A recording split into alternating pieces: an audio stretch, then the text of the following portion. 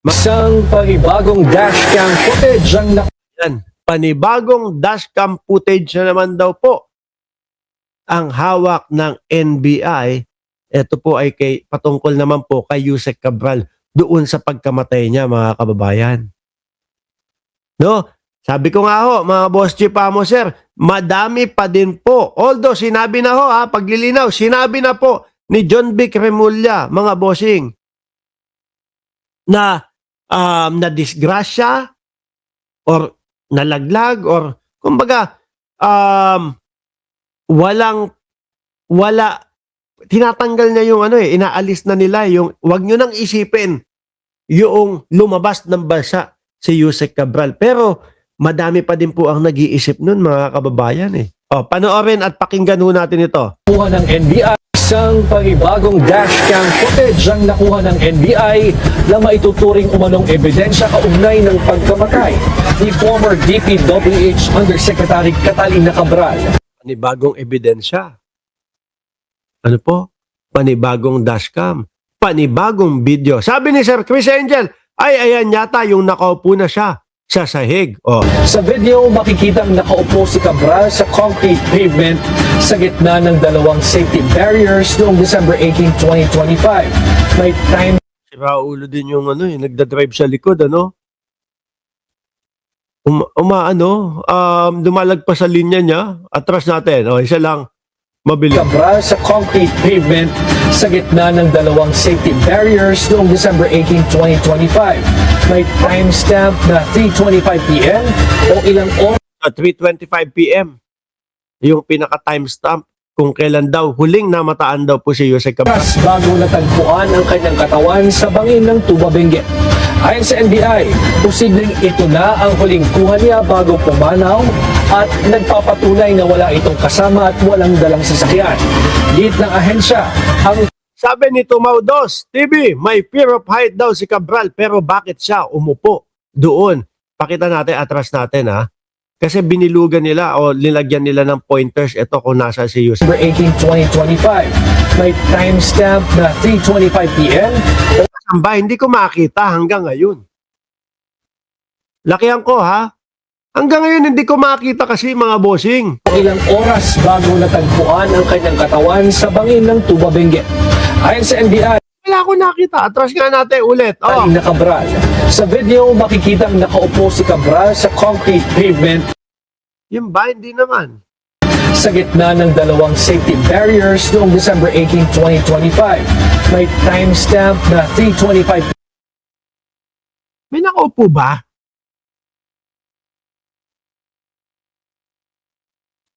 Nilakyan ko na mismo Wala akong makita talaga Atras ko nga konti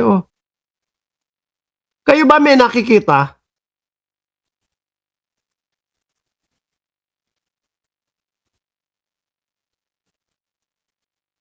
Wala akong nakikita Nakailang play na ako ng video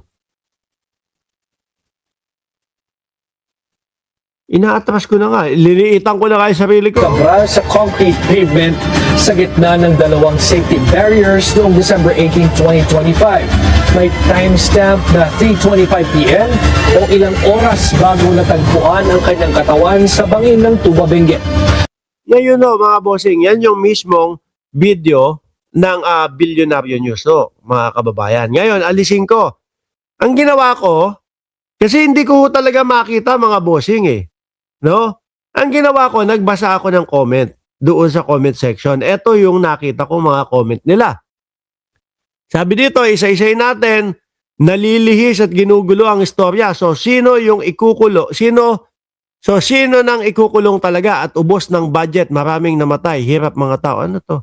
Blurred naman. Bakit maging ebidensya? Bakit pinipilit ng mga dambuhalang magnanakaw na patay na si Cabral? Doon na sa ibang bansa si Cabral, pinatakas na.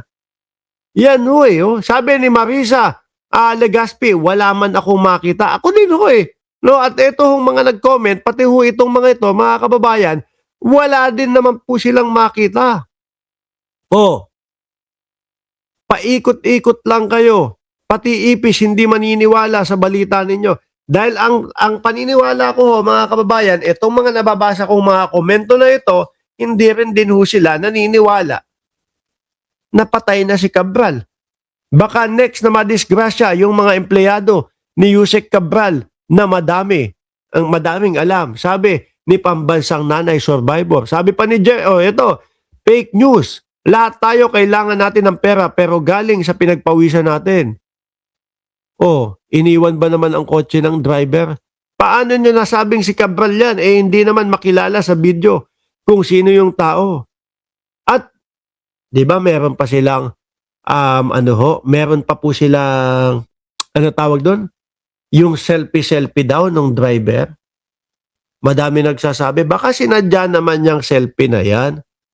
Para masabi lang na, talagang nagpunta dito si Cabral at si Cabral talaga yung nakuha doon sa ilalim. Magulo ho talaga mga kababayan eh. At hindi nila agad-agad mapapaniwala ang publiko na si Cabral talaga yung nandoon eh. Punta ka sa Bagong Lipunan, makikita mo, sabi ni Marites Sorbal. Sabi ni Diril, ang ipinagtataka ko, ang tsinelas ni Cabral noong nakaupo at noong nakuha ang bangkay, magkaiba. Tsaka ho, yung paulit-ulit nating sinasabi, ang unang ibinalita sa mga news ay walang malay lang si Cabral. Di ba? Isa pa yan. Sabi ni Tumaudos TV. Ang question po, bakit ayaw ipa-autopsiya nung asawa? Lahat po yan, mga kababayan. Pag pinagsama-sama mo, talagang ang mabubuong konklusyon mo ay baka tumakas lang si Cabral at itong mga ito ay palabas lang ho, mga bossing. Di ba? Yan yung sinasabi ko sa inyo na ang una kong nakita na balita, ang balita nila, walang malay. Natagpo ang walang malay lang si Cabral. Kayo po ba? Yun ang sasabihin nyo sa inyong mga balita? At yun po ba ang ipagkakalat ninyo doon sa inyong mga balita? Kung ang nakita nyo may mga dugo sa paligid si Cabral, sasabihin mo ba na walang malay lang yun? Hindi eh. Di ba? Sabi ni Lori Obsemia, kasama asawa dyan dahil sa pera, si Lebiste naman, nakonsensya. Sabi ni Chris Angel, nga, Crocs na yung nakuha, pero ang original niyang suot ay Islander. Totoo ba, Islander? Naku, paborito ko sa tsinelas yun. Di ba? Yun ang talagang iniisip ng marami na hindi si Cabral ang hinulog. Baka magulat na nga lang ho tayo, mga bossing. No? After ilang taon, biglang may lumutang na Yusek Cabral ulit. Kasi pati yung burol, pati yung mga litrato ni hindi man lang nila ipakita. Talagang talagang sila-sila lang ho yung nakakakita, mga bossing. Ang taong bayan, bakit po talagang nagpupumilit at gustong-gusto po na makita at mapatunayan na si Yusek Cabral po talaga yung nandoon. Bakit to? Bilyong-bilyong pong kaperahan ng bayang Pilipinas. No? Ang sangkot po dito. Bilyong-bilyong pong pera, mga boss chief amo sir, yung ninakaw sa bayan natin. Na sana po, yung mga kaperahan na yon, siyang tumutulong sa pag-angat po ng ating bansang Pilipinas. Imagine nyo na lang ho, mga bossing, ilang bilyon yon? Halos 400 billion daw po yung mga nilagdaan ni Cabral, mga bossing. Sabihin na natin, kalahati doon. O 1/4 na lang po doon. Naging ghost project. Magkano? 100 bilyon? Kung nagawa po yung mga yon, mga bossing, ang laking tulong po sa mga Pilipino. Di ba? Sabi ni Mabel Quinjo, di na makikita Mark, magpaparetoke na yan kung buhay. Isa pa yun sa iniisip ko. Or baka ang iniisip nila, magpakalayo-layo at tapos doon sa ibang bansa kung saan sila makakapagtago. Kasi kung titingnan mo talaga, sa totoo lang yung reaksyon ng kanyang mister, asawa, ni hindi po natin makitaan ng kalungkutan eh. No? Ni hindi po natin makitaan ng parang yung tipo bang tumamlay man lang eh. Sabi ni Gregorio Cruz, tanong ko kay John B. Cremulya, bakit agad niyang kinonfirm na walang foul play, hindi pa nga tapos ang investigasyon. Yun din ang tanong ko eh. Lalo na mga kababayan, mga boss chief sir, yung simpleng tulak. Kung sakali namang may dumisgrasya, yung simpleng tulak, di mo naman agad makikita yun eh. Doon sa mga otopsiya, hindi naman ho din babakat yun o hindi naman magpapasa agad-agad yun eh. Di po ba? But anyway, mga kababayan, iwanan natin dyan no? Dahil hanggang ngayon po, para sa akin, hindi pa lutas yung problema na yan.